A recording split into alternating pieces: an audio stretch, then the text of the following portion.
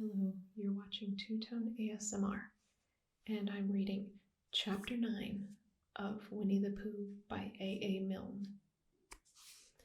Chapter 9, in which Piglet is entirely surrounded by water. It rained and it rained and it rained. Piglet told himself that never in all his life, and he was goodness knows how old. 3, was it? Or 4?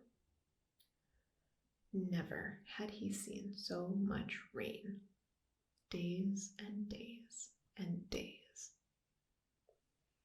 If only, he thought, as he looked out of the window, I had been at Pooh's house, or Christopher Robin's house, or Rabbit's house when it began to rain, then I should have had company all this time, instead of being here all alone, with nothing to do except wonder when it will stop. And he imagined himself with Pooh, saying, "Did you ever see such rain, Pooh?" And Pooh saying, "Isn't it awful, Piglet?" And Piglet saying, "I wonder how it is over Christopher Robin's way." And Pooh saying, "I should think poor old Rabbit is about flooded out by this time." It would have been jolly to talk like this, and really, it wasn't much good having anything exciting like floods if you couldn't share them with somebody.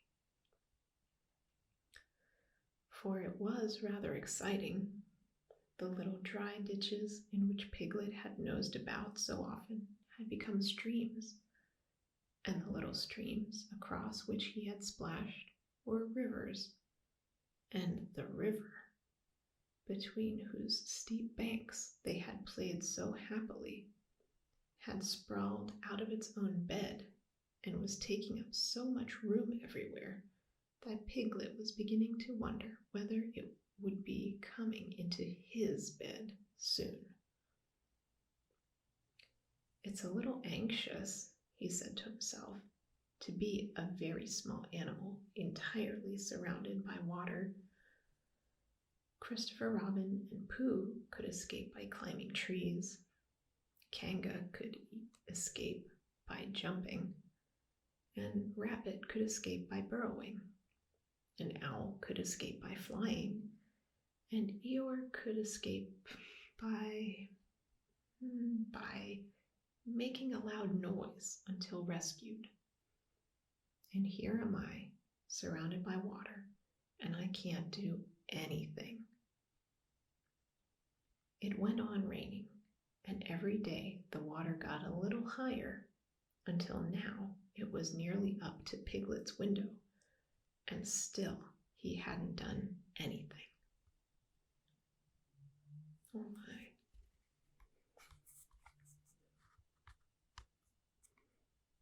All the way up his tree.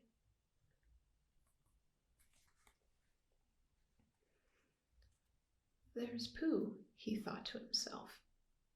"Pooh hasn't much brain, but he never comes to any harm. He does silly things, and they turn out right. There's Owl. Owl hasn't exactly got brain, but he knows things. He would know the right thing to do when surrounded by water. There's Rabbit. He hasn't learned in books, but he can always think of a clever plan. There's Kanga. She isn't clever. Kanga isn't. But she would be so anxious about Roo that she would do a good thing to do without thinking about it. And then there's Eeyore. And Eeyore is so miserable anyhow that he wouldn't mind about this. But I wonder what Christopher Robin would do." Then suddenly he remembered a story which Christopher Robin had told him about a man on a desert island who had written something in a bottle and thrown it in the sea. And Piglet thought that if he wrote something in a bottle and threw it in the water, perhaps someone would come and rescue him. He left the window and began to search his house. all of it that wasn't underwater. And at last, he found a pencil and a small piece of dry paper and a bottle with a cork in it. And he wrote on one side of paper, "Help," signed Piglet, me in parentheses. And on the other side, "It's me, Piglet, help, help." Then he put the paper in the bottle, and he corked the bottle up as tightly as he could, and he leaned out of his window as far as he could without falling in, and he threw the bottle as far as he could throw. Splash! And in a little while, it bobbed up again on the water, and he watched it floating slowly away into the distance until his eyes ached with looking, and sometimes he thought it was the bottle, and sometimes he thought it was just a ripple on the water which he was following. And then suddenly he knew that he would never see it again, and that he had done all he could do to save himself. There he is, throwing the bottle in the water.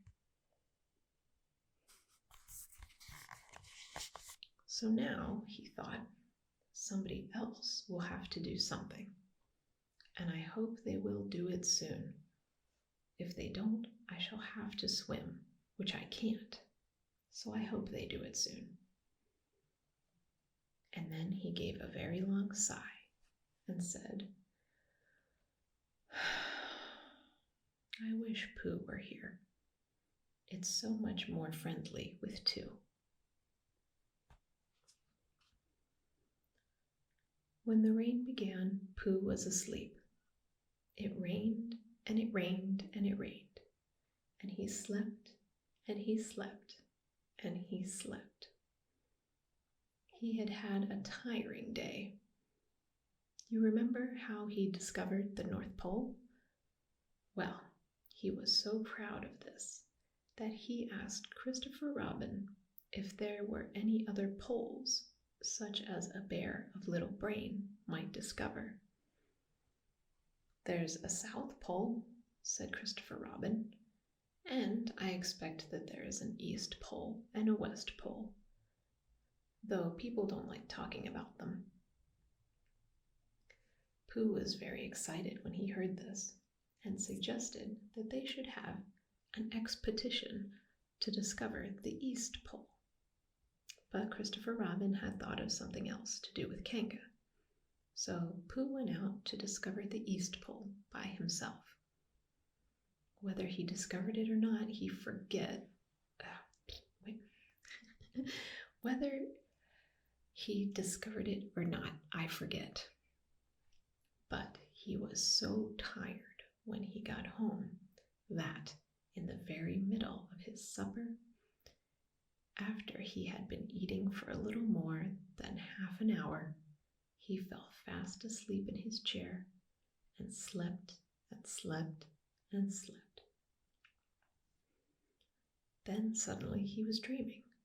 He was at the East Pole, and it was a very cold pole with the coldest sort of snow and ice all over it. He had found a beehive to sleep in, but there wasn't room for his legs, so he had left them outside. And wild woozles, such as inhabit the East Pole, came and nibbled all the fur off of his legs to make nests for their young. And the more they nibbled, the colder his legs got, until suddenly he woke up with an ow, and there he was, sitting in his chair with his feet in the water, and water all around him. He splashed to his door and looked out. "This is serious," said Pooh. "I must have an escape." So he took his largest pot of honey and escaped with it to a broad branch of his tree, well above the water, and then he climbed down again and escaped with another pot. And when the whole escape was finished, there was Pooh sitting on his branch, dangling his legs, and there beside him were 10 pots of honey.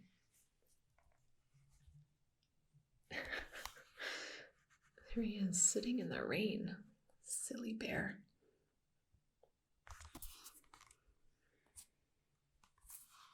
Two days later, there was Pooh, sitting on his branch, dangling his legs, and there beside him were 4 pots of honey.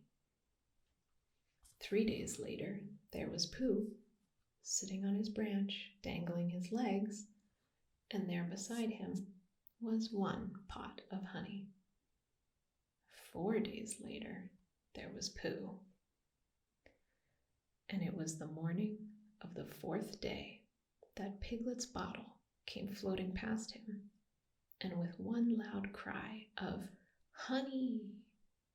Pooh plunged into the water, seized the bottle, and struggled back to his tree again.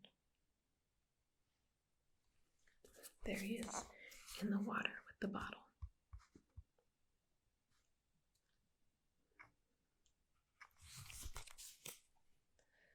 "Bother," said Pooh as he opened it. "All that wet for nothing. What's that bit of paper doing?"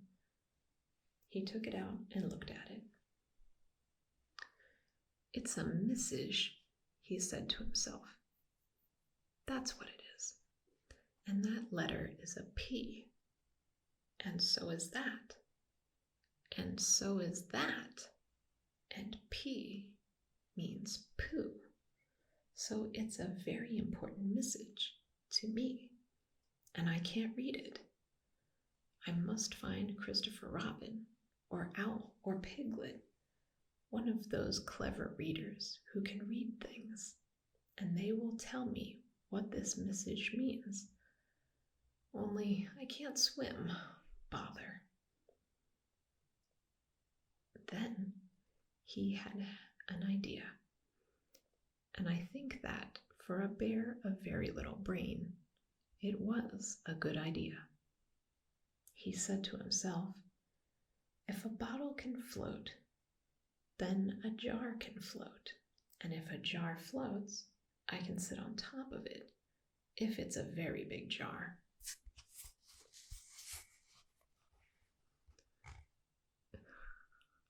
So he took his biggest jar and corked it up. "All boats have to have a name," he said, "so I shall call mine the Floating Bear." And with these words, he dropped his boat into the water and jumped in after it.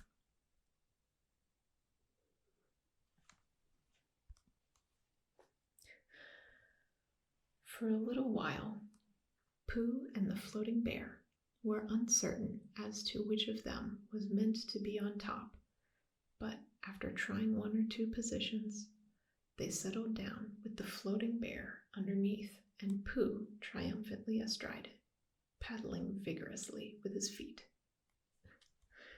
Here's a picture of him almost getting it right. Oh, goodness. There he is. Fell off. Christopher Robin lived at the very top of the forest. It rained and it rained and it rained, but the water couldn't come up to his house. It was rather jolly to look down into the valleys and see the water all round him. But it rained so hard that he stayed indoors most of the time and thought about things. Every morning he went out with his umbrella and put a stick in the place where the water came up to, and every next morning he went out and couldn't see his stick anymore.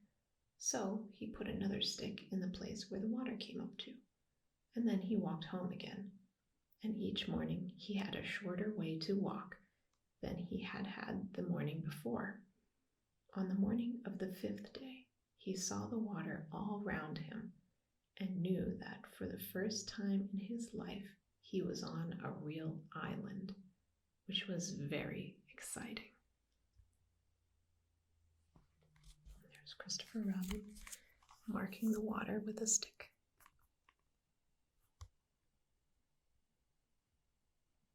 a very good idea.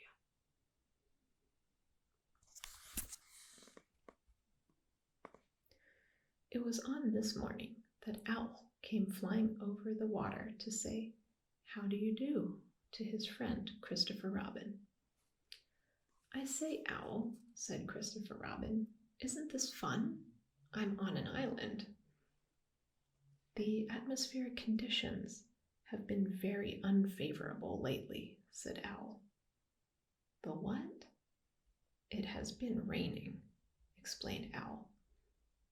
"Yes," said Christopher Robin, "it has. The flood level has reached an unprecedented height." "The who?" "There's a lot of water about," explained Owl. "Yes," said Christopher Robin, "there is. However, the prospects are rapidly becoming more favorable at any moment. Have you seen Pooh?" "No." "At any moment." "I hope he's all right," said Christopher Robin. "I've been wondering about him. I expect Piglets is with him." "Do you think they're all right, Owl?" "I expect so. You see, at any moment. Do go and see, Owl, because Pooh hasn't got very much brain, and he might do something silly. And I do love him so, Owl. Do you see, Owl?" "That's all right," said Owl. "I'll go. Back directly." And he flew off. In a little while he was back again. "Pooh isn't there," he said. "Not there?" "Has been there. He's been sitting on a branch of his tree outside his house with 9 pots of honey, but he isn't there now." "Oh, Pooh," cried Christopher Robin, "where are you?" "Here I am," said a growly voice behind him. There he is, still on top of that honey pot. "Pooh!" They rushed into each other's arms. "How did you get here, Pooh?" asked Christopher Robin, when he was ready to talk again. "On my boat," said Pooh proudly. "I had a very important message sent me in a bottle, and owing to having got some water in my eyes, I couldn't read it, so I brought it to you on my boat."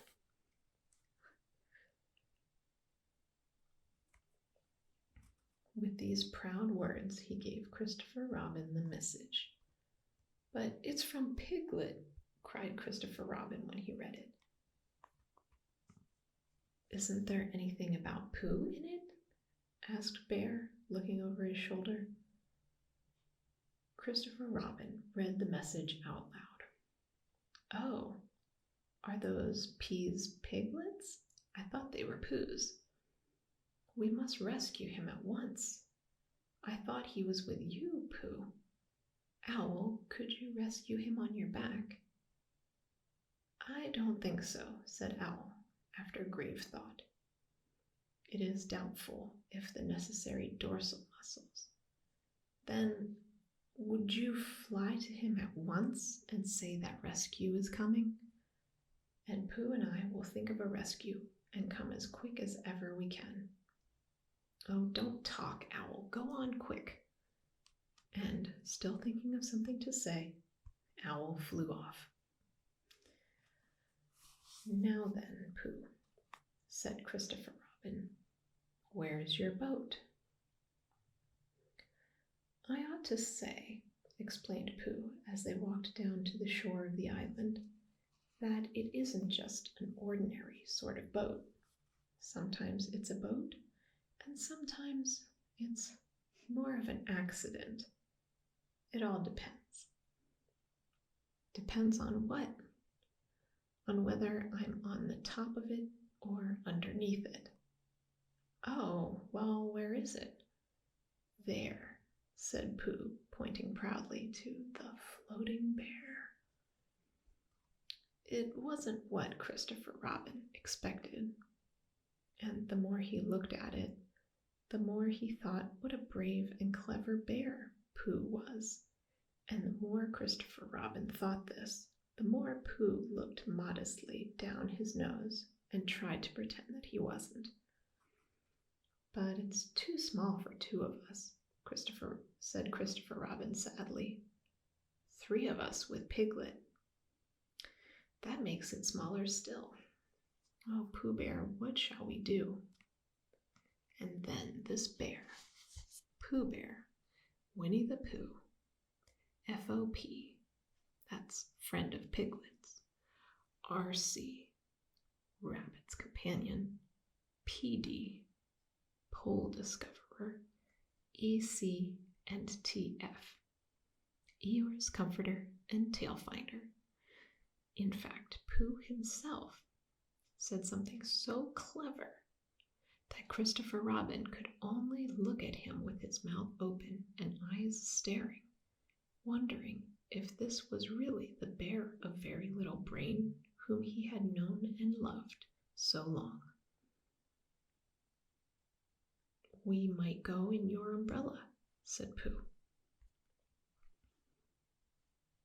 We might go in your umbrella, said Pooh.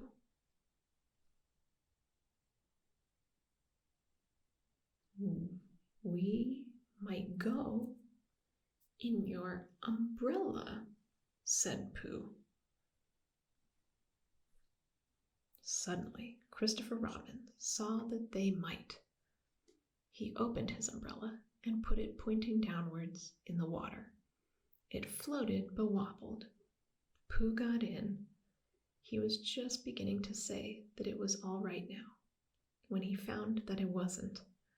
So after a short drink, which he didn't really want, he waded back to Christopher Robin.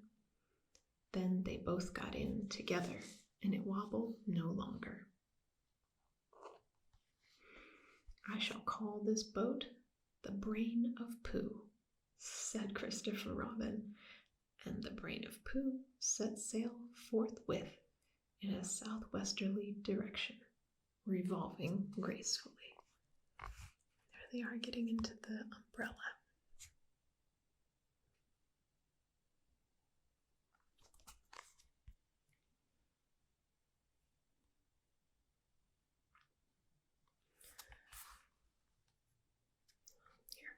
This is the next scene.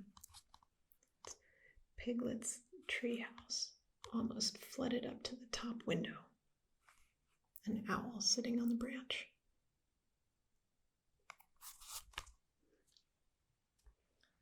You can imagine Piglet's joy when at last the ship came in sight of him.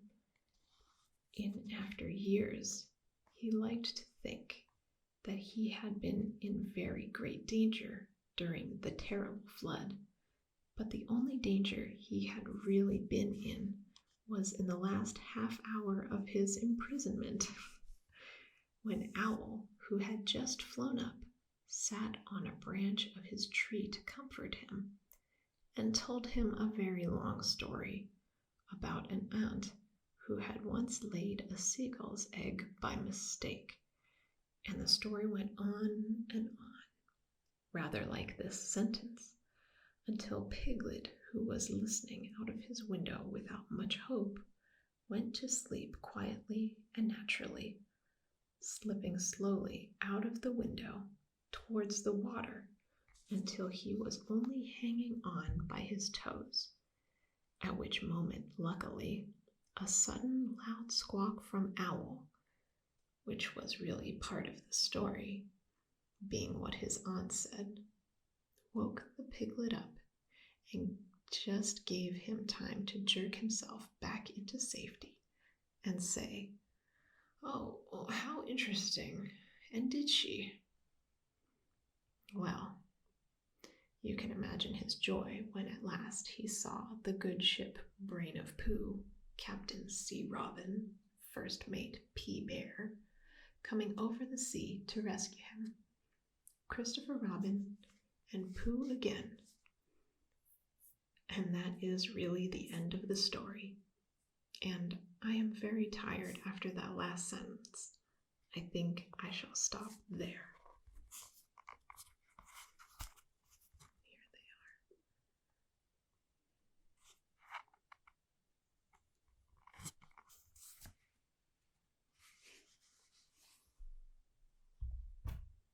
Thank you for watching.